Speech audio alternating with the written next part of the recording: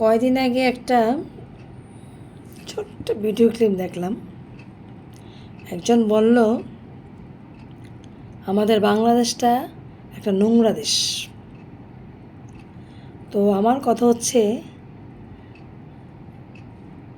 আপনার এই ভিডিও ক্লিপটা কিন্তু ওয়ার্ল্ডে ছড়িয়েছে, ওয়ার্ল্ড, দেশ বিদেশ সব জায়গাতে ছড়িয়েছে। তো আপনি তো জানেনই আমাদের বাংলাদেশ নোংরা দেশ, তো সেটা কি আবার বলতে হবে? তো সেই নোংরা দেশটাকে আপনি কিভাবে সুন্দর করবেন, আপনি তো সেই চিন্তা মাথায় রাখবেন।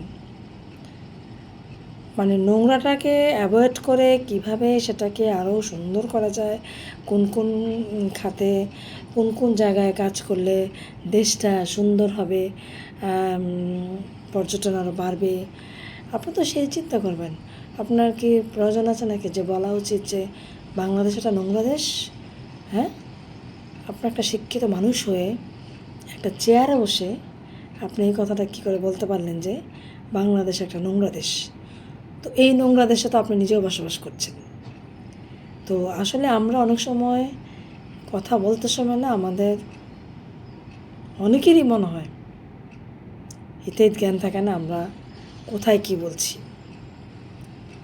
তো আপনাকে বলছি, যেই বলছেন এত করে কষ্ট করে যখন বলছেন বাংলাদেশ নোংরা দেশ, এই নোংরা দেশটাকে আপনার কদিনের মধ্যে দেখি একদম সুন্দর একটা দেশ করতে পারেন, পরিষ্কার পরিচ্ছন্ন সব দিক দিয়ে। দেখি কয়দিনের মধ্যে আপনি এই নোংরা দেশটাকে সুন্দর দেশ করতে পারেন। আপনি তো একটা চেয়ারে বসেছেন, দেখি।